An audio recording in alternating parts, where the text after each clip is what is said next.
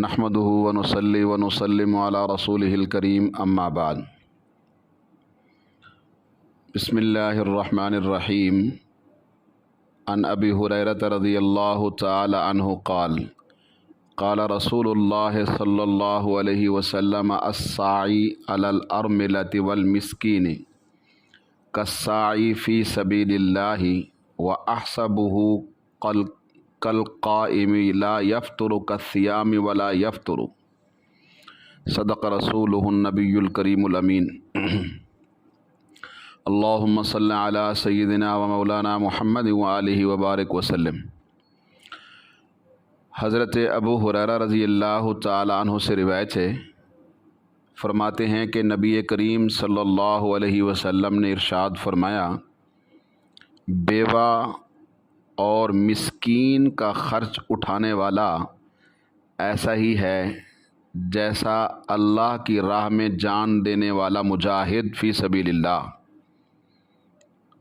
और इरशाद फरमाया कि मैं समझता हूँ कि वो शख्स के जो बेवा और मिस्कीन का खर्च उठाने वाला है वो ऐसा ही है जैसा कि मुसलसल नमाज में खड़ा होने वाला, और वो ऐसा है जैसा कि मुसलसल रोज़े रखने वाला कि जो रोज़ा रखने से कभी न थके।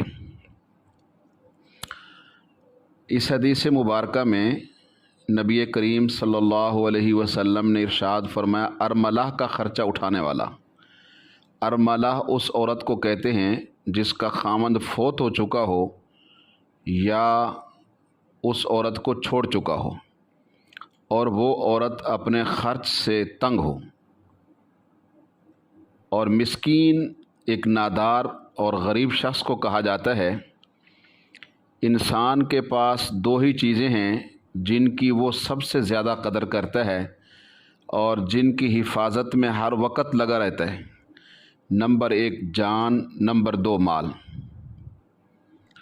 एक वक्त वो था कि मुसलमान मुफलिस थे, गरीब थे। उस वक़्त अल्लाह ताला के हुक्म से इस्लाम के दुश्मनों से लड़ना सबसे बड़ी इबादत थी। जब मुसलमानों को फुतूहात नसीब हो गईं, मालो मता की कसरत हो गई और लड़ाइयों का मौका ज़्यादा नहीं रहा, तो नबी करीम सल्लल्लाहु अलैहि वसल्लम ने इरशाद फरमाया कि अल्लाह की राह में जान दे देना सबसे बड़ी इबादत है। लेकिन जब इसका मौका न रहे तो अब बदनी क़ुव्वत को नमाज पढ़ने और रोज़ा रखने में ख़र्च करो। ये भी अल्लाह रब्बुल आलमीन के रास्ते की एक कोशिश है या उसकी एक किस्म है, क्योंकि इसमें बैरूनी दुश्मनों से नहीं बल्कि इंसान को अपनी ख्वाहिशात से लड़ना पड़ता है जो इंसान की अंदरूनी दुश्मन है। तो इस हदीस पाक से मालूम ये हुआ कि असल इबादत ये है कि अल्लाह के लिए और अल्लाह के खौफ से बेजा ख्वाहिशों को इंसान दबाए रखे। इसमें बदन और जान को अल्लाह की राह में मेहनत उठाना पड़ती है, लेकिन इंसान का माल भी जान से कम नहीं, बल्कि अक्सर लोग तो इसके हासिल करने के लिए जान तक दे देते हैं। इसलिए फरमाया कि माल को मोहताजों की मदद के लिए, ज़रूरतमंदों, नादारों, मिस्कीनों, गरीबों की मदद के लिए ख़र्च करना भी ऐसे है जैसे जान दे देना, जैसे मुसलसल नमाज कायम करते रहना, मुसलसल रोज़ा रखते रहना। कुछ लोग नमाज, रोज़ा और बदनी इबादात की तकालीफ़ तो बखुशी उठा लेते हैं, मगर अल्लाह की राह में ख़र्च करते हुए उनकी जान निकलती है। इसलिए अल्लाह के हुक्म के मुताबिक बेकसों, गरीबों और मोहताजों की माली मदद करना इबादत के लिए बदनी मुशक्क़त उठाने के बराबर है और नफली नमाज़ों और रोज़ों से बढ़कर है। मेहनत से हलाल माल हासिल करे और उस माल से ज़रूरतमंदों की मदद करे तो ये मुजाहिद फ़ी सबीलिल्लाह भी है, ये नमाजी भी है और ये रोज़ेदार भी है।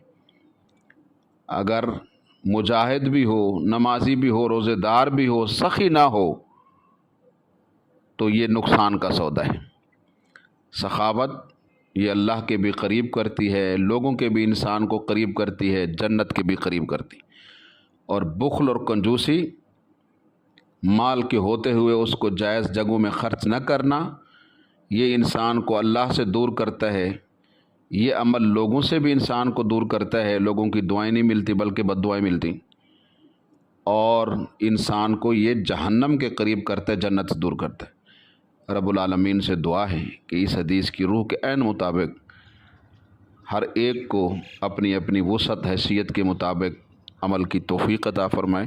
وآخر دعوانا الحمدللہ رب العالمین۔